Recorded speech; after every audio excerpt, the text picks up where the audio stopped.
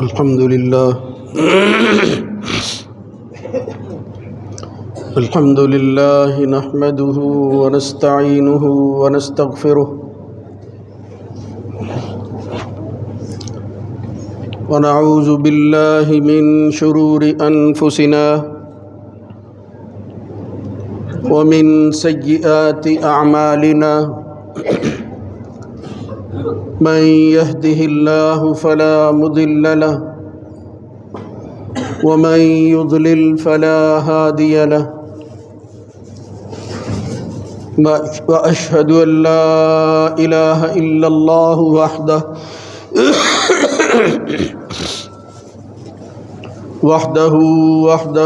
لا شريك له وأشهد أن محمدًا عبده ورسوله اللهم صل على محمد وعلى آل محمد كما صليت على إبراهيم وعلى آل إبراهيم إنك حميد مجيد اللهم بارك على محمد وعلى آل محمد كما باركت على إبراهيم وعلى آل إبراهيم في العالمين إنك حميد مجيد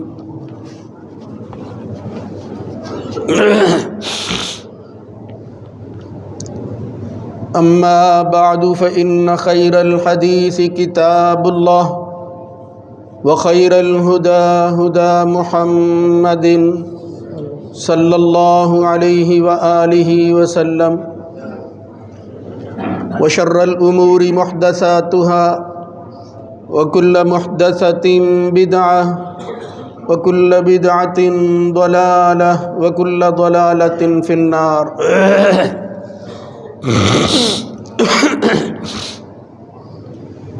ربي أعوذ بك من همزات الشياطين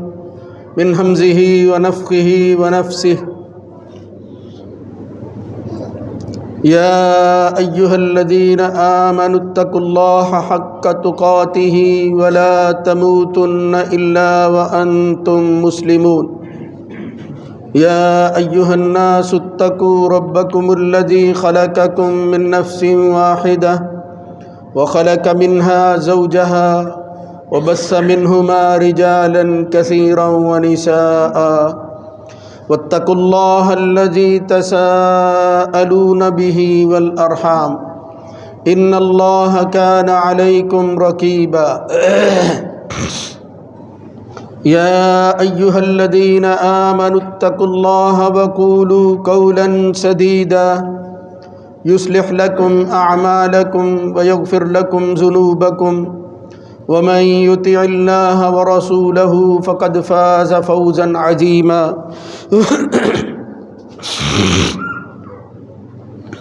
رب اشرح لي صدري ويسر لي أمري واحلل عقدة من لساني يفقهوا قولي فسقى لهما ثم تولى إلى الظل فقال رب إني لما أنزلت إلي من خير فقير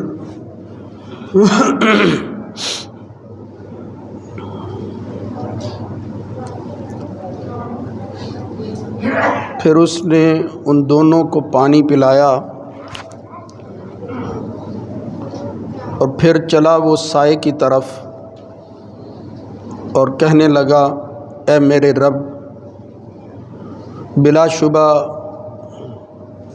میں ہر اس بلائی کا جو تو اتارتا ہے فقیر اور محتاج ہوں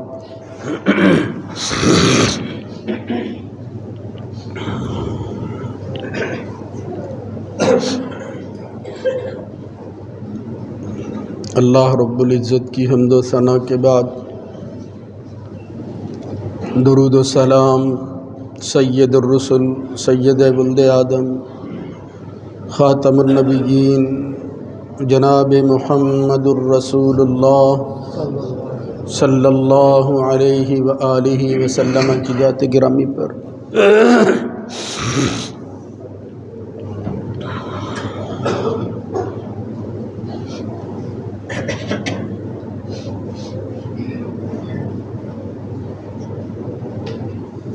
رمضان المبارک کے مہینے کی مناسبت سے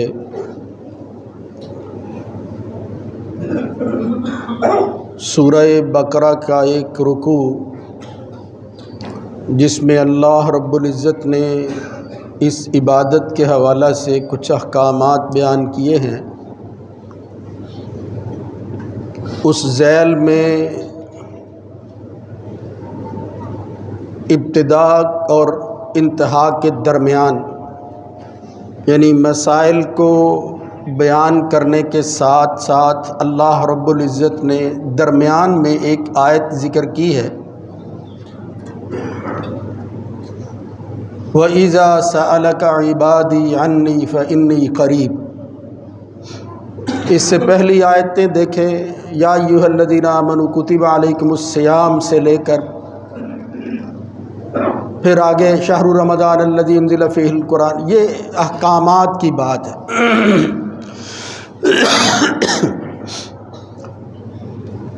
آخر میں فرمایا احل لکم لیلۃ الصیام الرفث الی نسائکم،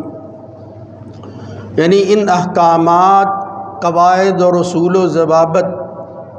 جو اس رمضان کے مہینے اور روزے سے متعلقہ تھے ان کا تذکرہ کرتے ہوئے درمیان میں ایک آیت بیان کر کے اس کی اہمیت اور اس مسئلے کو اجاگر کیا ہے کہ یہ احکامات اور قواعد و ضوابط کی پابندی یہ ماننے والے کے لیے اپنے عمل کو بہتر طریقہ سے انجام دینے کے اعتبار سے بہت ضروری ہے، مگر یاد رکھو ان ساری چیزوں کا مقصد اور پھر نتیجہ کیا ہے؟ وہ یہ ہے کہ انسان کو ان چیزوں پر عمل کر کے اللہ کا قرب اور اس کی رضا حاصل ہو سکے۔ قرب الہی، بندے کا مالک سے رابطہ، تعلق اس قدر اور اتنا مضبوط ہو کہ اس کے بعد کیفیت وہ ہو جائے جو محمد الرسول اللہ صلی اللہ علیہ وآلہ وسلم نے بیان فرمائی ہے کہ بعد اور دوریاں ختم ہو جاتی ہیں، بندہ اپنی احتیاج کو جب محسوس کرتا ہے تو اس مالک کے سامنے رکھتا ہے کہ جس کے پاس کوئی چیز نقص اور احتیاج والی نہیں ہے، وہ دنیا کے محتاجوں کی تمام تر احتیاجات کو پورا کرنے والا ہے۔ وہ یہی مسئلہ ہے جس کو مسئلہ دعا کہتے ہیں، دعا، جس کے بارے میں اہل علم نے کہا ہے کہ الدعاء هو اظہار غایت التذلل والافتقار الی اللہ والاستقانہ۔ یہ دعا کیا ہے؟ یہ دعا دراصل انتہائی عاجزی، تذلل یعنی ذلیل ہونا، کم تر ہونا، عجز کے انتہا کو پہنچ جانا، فقر محسوس کرنا، محتاجی، اور پھر عاجزی و انکساری کے ساتھ اظہار کرنا کسی چیز کا، یہ دعا کہلاتا ہے۔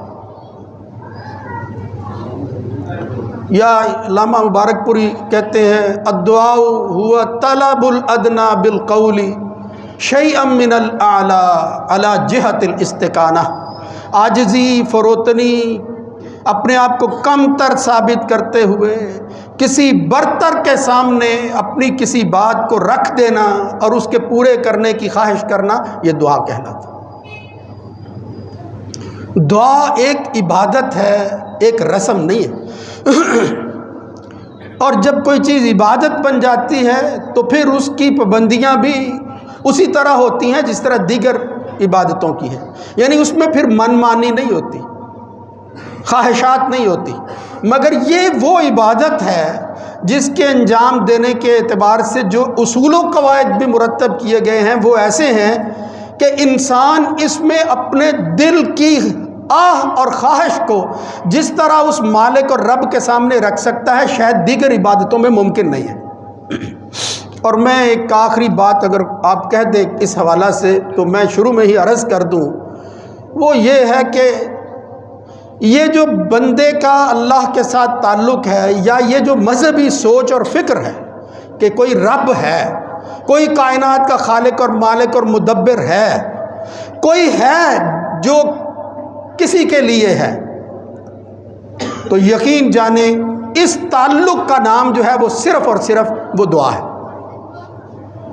یعنی اگر آپ کی کوئی حاجت ہے، آپ کی کوئی آہ ہے، آپ کی کوئی خواہش ہے، آپ کچھ لینا چاہتے ہیں، کوئی دینے والا ہی نہیں ہے، کوئی سننے والا ہی نہیں ہے، پھر رب، پھر عبادت وہ کیا ہے؟ تو یہ اس اعتبار سے سب سے زیادہ اہم ترین عبادت اور قرب الہی کا آسان ترین اور مؤثر ترین ذریعہ وہ یہ عبادت دعا ہے۔ ترمذی میں ایک روایت آتی ہے، قرآن مجید کی ایک آیت کے حوالہ سے محمد الرسول اللہ صلی اللہ علیہ وآلہ وسلم کی حدیث بیان کی گئی کہ الدعاء هو العبادہ۔ اگر عبادت سمجھنا چاہتے ہو، الدعاء، دعا ہی عبادت ہے۔ یعنی ساری عبادتوں کو اکٹھا کریں تو نتیجہ اور خلاصہ یہ نکلتا ہے کہ آپ کچھ مانگ رہے ہیں اور کوئی دے رہا ہے، یہی دعا ہے، اسی کو دعا کہتے ہیں۔ ایک دوسری روایت میں وہ اگرچہ سندن اتنی کبھی نہیں ہے، الدعاء مخ العبادہ، یعنی عبادت کا مغز، اصل ہے۔ تو اگر ان کو ملایا جائے مفہوم کے اعتبار سے وہ ٹھیک ہے۔ تو یہاں اللہ رب العزت نے جو قرآن مجید میں ایک آیت بیان فرمائی تھی،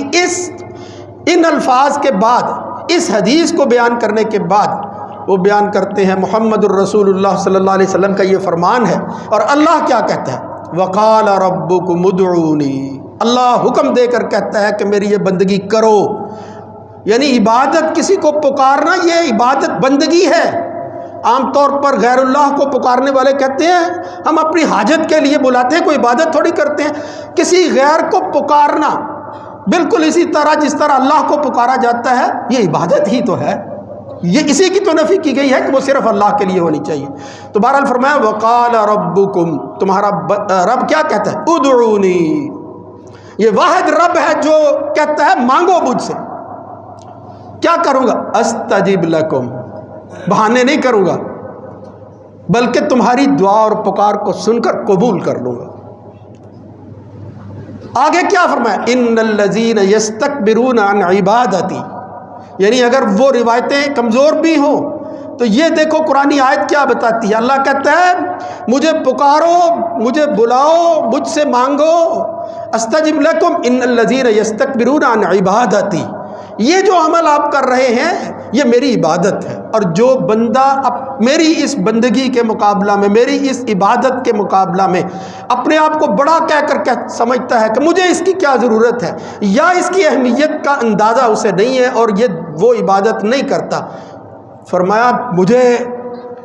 اتنا غصہ آتا ہے ایسے لوگوں پر، ناراضگی میں اللہ رب العزت نے فرمایا کہ جاؤ پھر اگر اس دنیا کے اندر تم میرا یہ واسطہ ختم کر کے زندگی گزار کر جو ہے وہ میرے پاس آتے ہو، سیدخلون جہنم داخرین، تمہارے اس کبر کی وجہ سے تم سمجھتے کیا ہو اپنے آپ کو، میں تمہیں جہنم کا ایندھن بناؤں گا اور ذلیل و رسوا کر کے تمہیں جہنم میں داخل کروں گا۔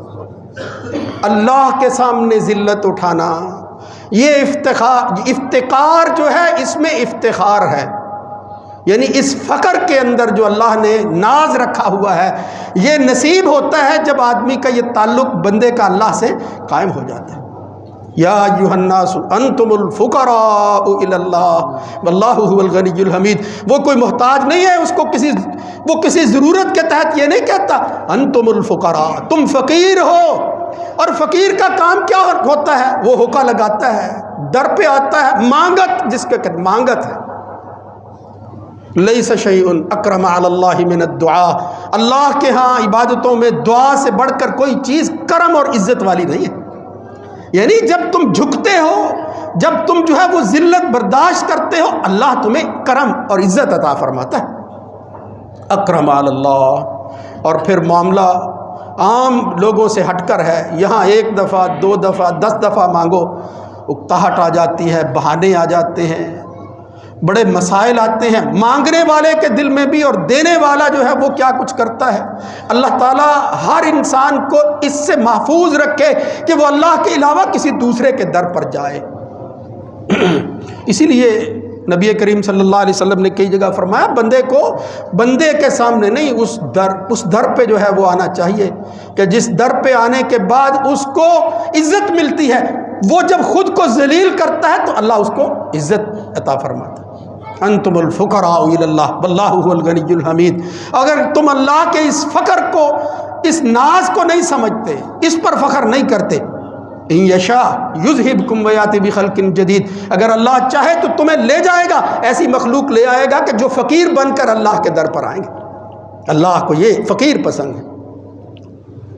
نبی کریم صلی اللہ علیہ وسلم نے فرمایا من لم یسأل اللہ یغضب علیہ،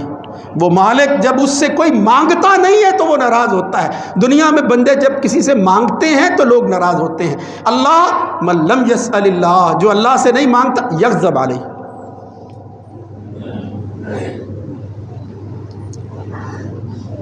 اللہ رب العزت جو ہے وہ مانگنے پر خوش ہوتا ہے، نہ مانگنے پر ناراض ہوتا ہے۔ دوسرے کتنے بھی معبودان کسی طرح کے بھی ہوں، کسی کا معاملہ کبھی کسی نے یہ نہیں کہا۔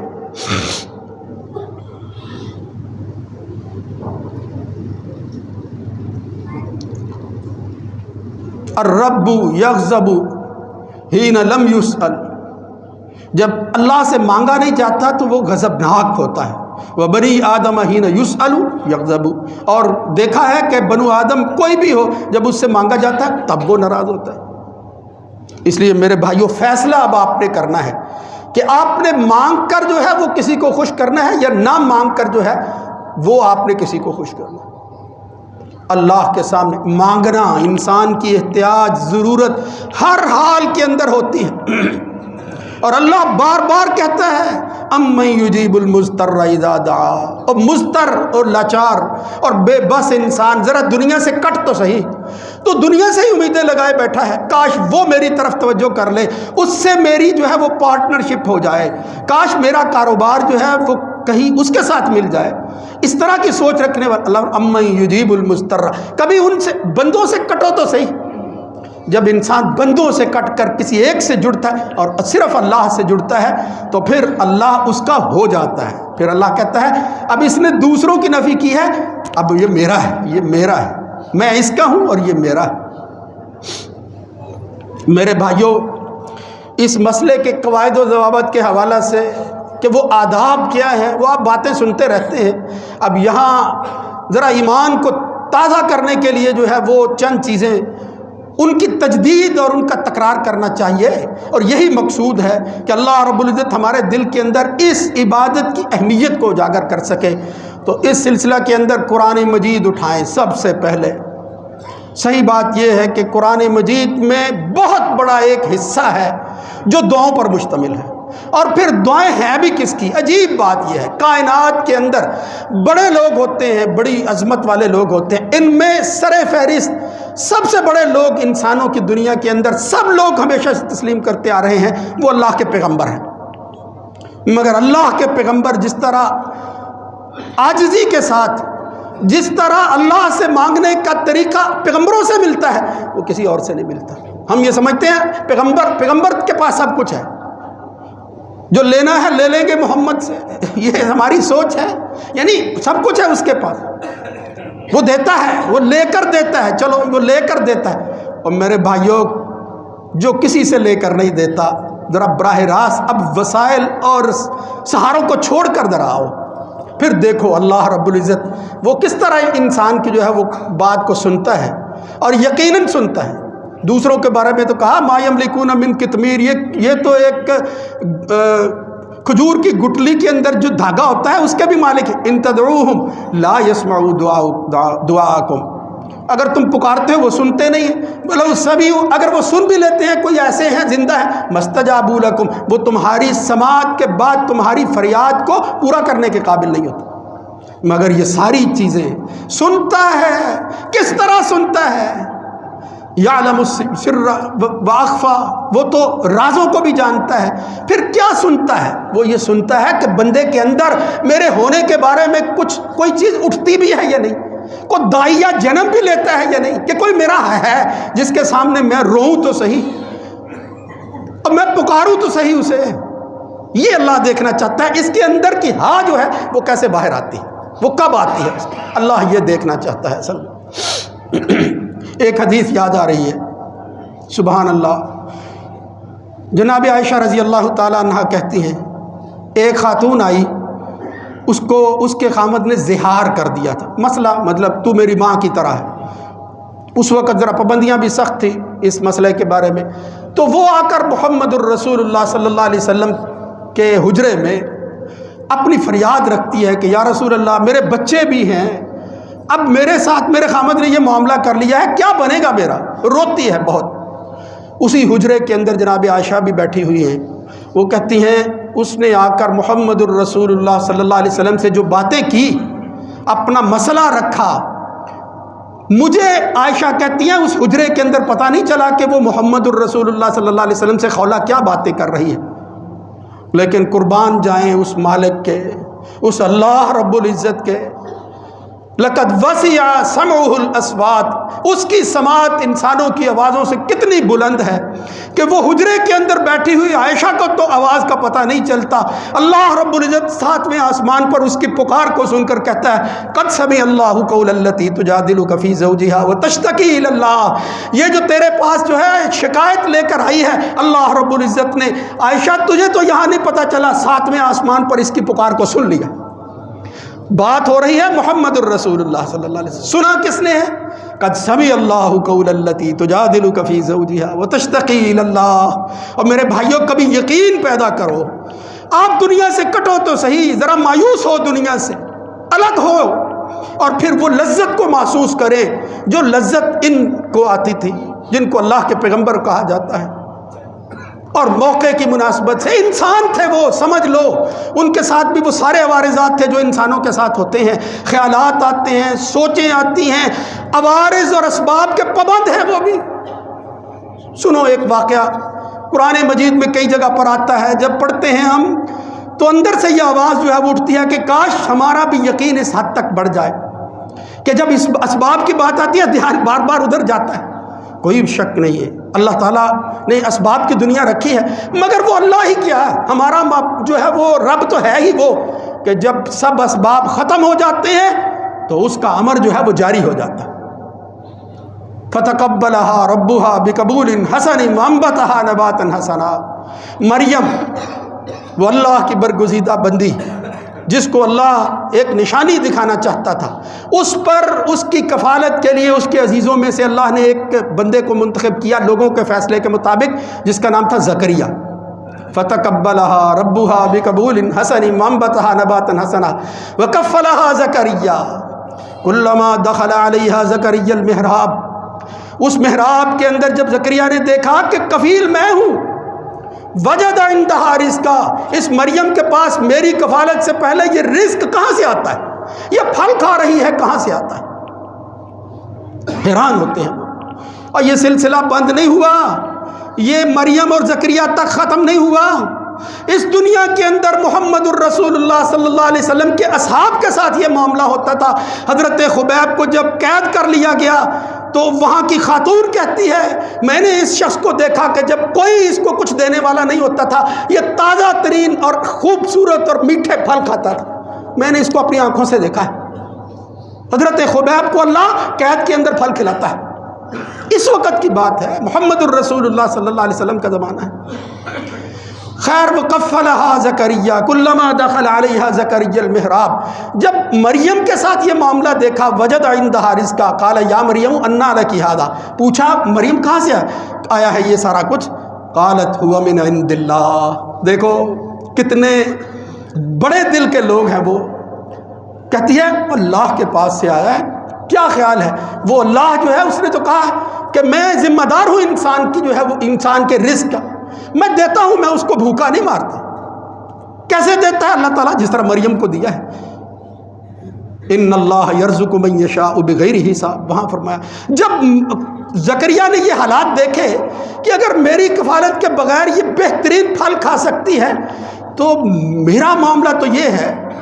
کہ میرے وارثوں میں کوئی وارث بھی نہیں رہا، اور جو وارث بعد میں ہونے والے ہیں مجھے ان سے اندیشہ بھی بہت ہے، وہ کیا کریں گے میرے ساتھ، وَإِنِّي خِفْتُ الْمَوَالِيَ مِن وَرَائِي اور اس وقت کہا ہنالک دعا زکریا ربہ،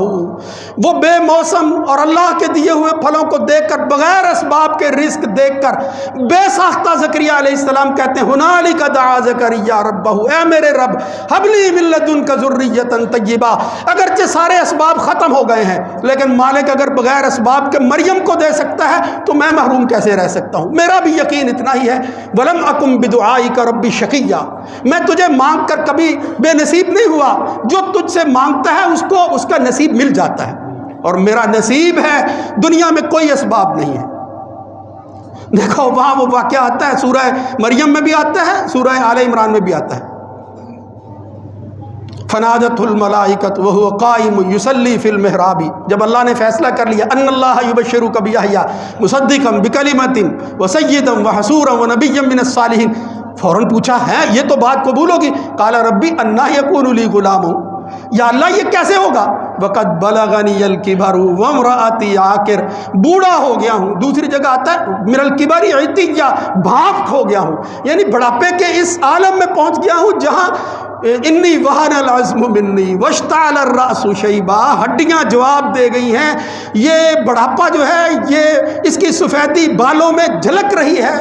واضح ہو رہی ہے۔ ولم اکن بدعائک رب شقیا وانی خفت الموالی من ورائی وکانت امرأتی عاقرا فہب لی من لدنک ولیا یرثنی ویرث من آل یعقوب واجعلہ ربی رضیا۔ سارے فیصلے بھی آگے سنا دیے کہ یہ جو ہوگا، جو تو دے گا یہ وارث ہوگا۔ اللہ نے آخر میں کیا کہا؟ قال کذالک، کہاں سے ہوگا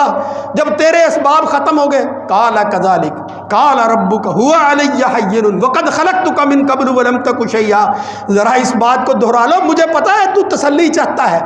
کہ یہ فیصلہ ہو گیا ہے، یعنی اسباب کے بغیر دینے کا فیصلہ ہو گیا ہے؟ ہاں ہو گیا ہے، جب تو نہیں تھا میں نے تجھے بغیر کسی اسباب کے پیدا کر کے اس دنیا میں بھیج دیا ہے، کیا اب میں تیرے لیے آئندہ نسل کو آگے بڑھانے کے لیے بغیر اسباب کے جو ہے وہ وارث نہیں دے سکتا؟ دے دیا پھر اللہ رب العزت۔ اب میرے بھائیوں، بے اولاد بھائیوں، نہیں ہے قسمت میں کوئی بات نہیں ہے، مگر مانگو تو صحیح اللہ سے، زکریا کی طرح یقین کی اس منزل پر تو پہنچو۔ ہم کہتے ہیں ڈاکٹروں نے جواب دے دیا ہے، اور ڈاکٹر کوئی خدا تھوڑے ہیں، ڈاکٹر فیصلہ کرتے ہیں اس اسباب کی دنیا پر، وہ مسبب الاسباب جو ہے وہ محتاج نہیں ہے ان اسباب کا،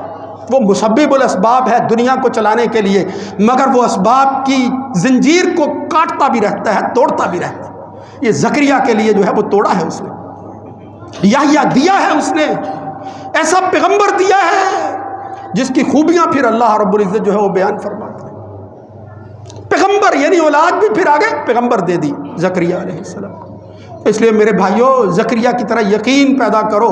اسباب کے بغیر اگر اللہ چاہتے ہیں، اگر اللہ کا فیصلہ، بندہ کہتا ہے یہاں ایک شبہ بھی پیدا کرتے ہیں، بھائی تقدیر میں یہ لکھا ہوا ہے، وہ تقدیر کس نے لکھی ہے؟ تقدیر کا تو مطلب ہی یہ ہے کہ تم بظاہر جو ہے وہ تقدیر میں جو کچھ لکھا ہوا ہے وہ ہونا ہے، تمہیں کیا پتا؟ تم سمجھتے ہو کہ یہ اسباب نہیں ہے، یہ معاملات اس طرح کے نہیں ہیں، جب تم اللہ سے مانگتے ہو وہ بھی تقدیر میں لکھا ہوا ہے کہ یہ بندہ مانگے گا میں پھر اس کو دے دوں گا، بغیر کسی اسباب کے، جو اسباب اس کو نظر آ رہے ہیں، یہ بھی تو تقدیر ہے۔ جناب عمر جب طاعون کی بیماری پھیلی ہوئی تھی اور وہاں پہنچے تو وہاں صحابہ نے کہا کہ آپ جو ہے وہ ڈر گئے ہیں، آپ جو ہے وہ اللہ کی تقدیر سے ڈرتے ہیں، تو عمر بن خطاب نے کہا نفر من قدر اللہ الی قدر اللہ، او بے نصیبو تمہیں تو پتہ نہیں پاگلو، میں تو اللہ کی تقدیر سے بھاگ کر اللہ کی تقدیر ہی کی طرف تو جا رہا ہوں۔ یہ اللہ نے طریقہ بتایا ہے۔ عبد الرحمن ابن عوف نے بعد میں آ کر کہا میں نے محمد الرسول اللہ صلی اللہ علیہ وسلم سے جو کچھ سنا ہے وہ بھی یہی تھا جو عمر نے کیا۔ اللہ کی تقدیر اسی طرح ہے جس طرح آپ کرتے ہیں، بس آپ ہدایات کے مطابق اللہ رب العزت کے ساتھ یقین کی وجہ سے یہ جو بھی احکامات ہیں ان پر عمل کرنے کی کوشش تو کریں، آگے تو بڑھیں، یعنی پھر یہ جتنی بھی تقدیر، یہ تقدیر اسی کا نام ہے، بنتی جاتی ہے، اللہ نے اسی طرح لکھا ہے، اللہ دیکھنا چاہتا ہے، اس تقدیر کے اندر یہ بھی لکھا ہے کہ کیا یہ مجھے پکارے گا یا نہیں پکارے گا، اس لیے یہ اس کو بہانہ نہیں بنانا چاہیے۔ یہ سارے شبہات جو ہیں یہ دین کی حمیت، دین کی محبت اور غیرت جو ہے اس کو کمزور کرتے ہیں، اور ہمارا یقین ہے زکریا کی طرح کہ اسباب جب ختم ہو جاتے ہیں اللہ رب العزت جو ہے وہ امر کن کے ساتھ فیصلہ صادر فرماتا ہے۔ کوئی مشکل نہیں ہے اس کے لیے۔ ایوب علیہ السلام کو اللہ نے آزما لیا۔ ایک اور مثال دیکھو، سورہ انبیاء میں کئی پیغمبروں کا ذکر آتا ہے، 4 پیغمبر بڑے بڑے خاص طور پر، ان میں سے ایوب کا ذکر آتا ہے۔ اللہ نے ایک دکھ میں مبتلا کر دیا، ایک ادھر حاجت ہے، وارث کی تلاش تھی، ایک خواہش جو ہے وہ اور طرح کی ہے، یہاں دکھ ہے، مصیبت ہے۔ 18 سال اللہ کا پیغمبر ایک دکھ میں مبتلا رہا ہے، اپنے ساتھ چھوڑ گئے، بیویاں چھوڑ گئی، مال ختم ہو گیا، محتاجی اس قدر بڑھ گئی۔ ایسی حالت میں بندہ کیا کرتا ہے؟ مگر قربان جائیں ان لوگوں پر، اللہ نے جو الفاظ استعمال کیے، وَأَيُّوبَ إِذْ نَادَىٰ رَبَّهُ أَنِّي مَسَّنِيَ الضُّرُّ وَأَنتَ أَرْحَمُ الرَّاحِمِينَ۔ یا اللہ تو ارحم الراحمین ہے، شکوہ نہیں کیا کوئی بھی۔ دوسری جگہ پر بلکہ آتا ہے وَاذْكُرْ عَبْدَنَا أَيُّوبَ إِذْ نَادَىٰ رَبَّهُ أَنِّي مَسَّنِيَ الشَّيْطَانُ بِنُصْبٍ وَعَذَابٍ۔ یا اللہ یہ دکھ تیری طرف سے نہیں ہے، یہ شیطان نے مجھے لو لگا دی ہے، یہ شیطان کی طرف، یعنی نسبت اللہ کی طرف کرنے کی بجائے، حالانکہ سب کچھ اللہ کرتا ہے، اللہ آزماتا بھی ہے، لیکن فرمایا یہ دکھ والی بات میں اپنے اللہ کے سامنے شکوے کی صورت میں کیوں کروں؟ مسنی الشیطان بنصب، اس دکھ اور نصب اور تکلیف کے اندر وہ شیطان نے مبتلا کر دیا۔ مسنی الشیطان بنصب، اللہ فرماتا ہے جب وہ اتنی مشکل وقت گزر گیا اور اس نے وہ صبر کا دامن ہاتھ سے نہیں چھوڑا۔ صبر کا کیا مطلب؟ بے بسی نہیں، یعنی ڈٹا رہا، اللہ کی طرف سے ہے، اسی میں کوئی خیر ہوگی۔ فَاسْتَجَبْنَا لَهُ فَكَشَفْنَا مَا بِهِ مِنْ ضُرٍّ،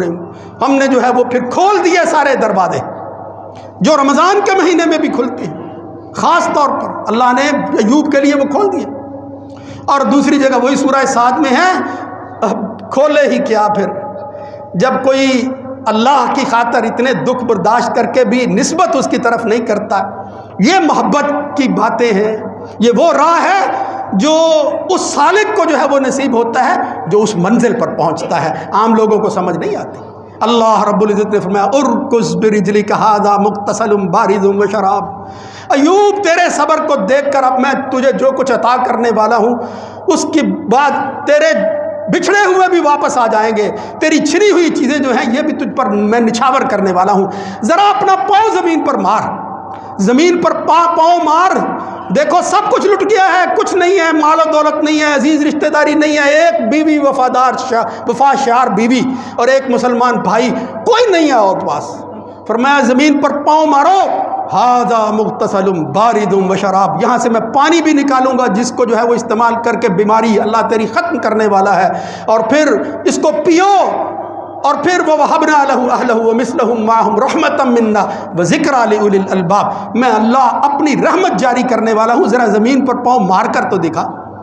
اور پھر اللہ رب العزت نے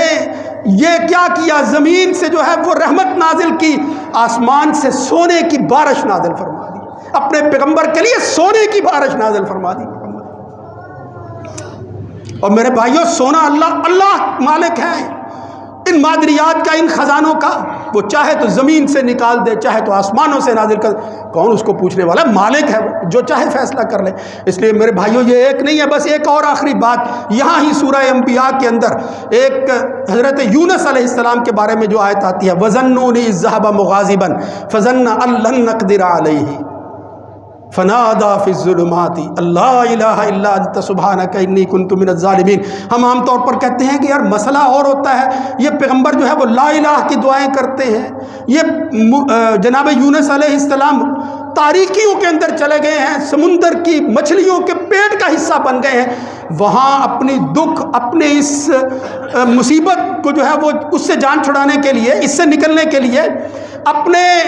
اس ٹوٹے ہوئے غضب کا شکار جو ہوئے ہیں، اس سے واپسی کے لیے، قید و بند سے نکلنے کے لیے، اس مصیبت سے نجات کے لیے کوئی بات ہی نہیں کر رہے۔ کیا کر رہے ہیں؟ فنادا فی الظلمات، بس یہ جس کو سمجھ آ جاتی ہے اس کے اندر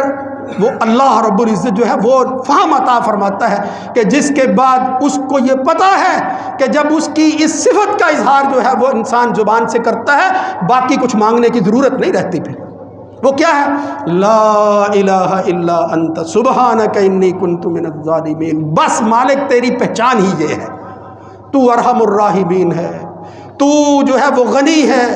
تو حمید ہے، کتنی صفتیں ہیں، لیکن وہاں فرمایا لا الہ الا انت، بس ختم ہے اس بات پر کہ کوئی الہ نہیں ہے مگر تو ہے۔ یہاں تاریکیوں کے اندر بھی میں صرف اظہار اس بات کا کرتا ہوں، کمی رہ گئی ہے تو میری طرف سے ہے، ورنہ تیرے معبود ہونے میں شک کوئی نہیں۔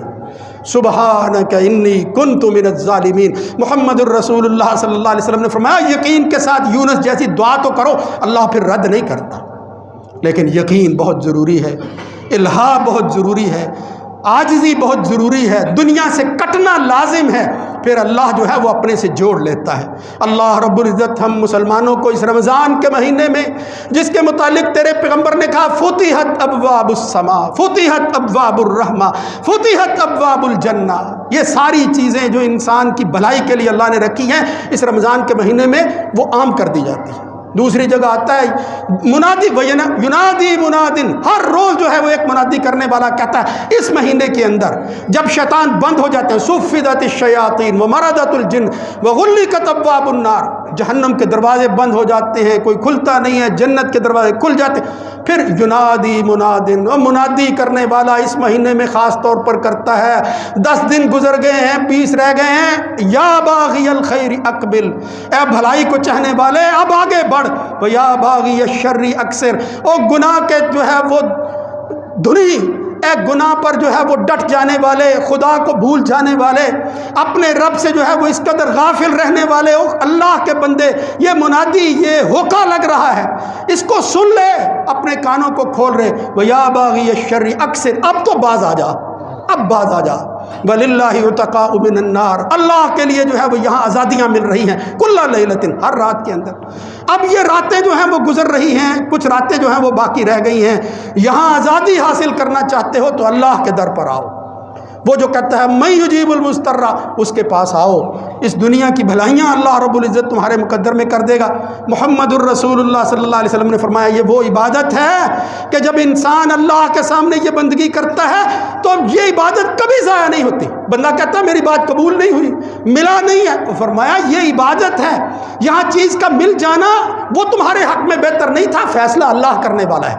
نہیں ملا اس میں بھی کوئی خیر ہے۔ 3 صورتیں ہیں حضور نے فرمایا ان دعاؤں کے متعلق، اما ان یتقبلها، یا تو اللہ فوراً قبول کر لیتا ہے، و اما ان یدخرها له فی الاخرہ، یا اس کو ذخیرہ بنا کر آخرت میں اللہ عطا فرما دے گا، و اما ان یصرف عنه من السوء مثلها، تو اس عبادت کو نہیں کرتا پتہ نہیں تیرے اوپر کیا مصیبت آنے والی تھی، اللہ نے صرف اس لیے ٹال دی ہے کہ تو نے دعا کی ہے۔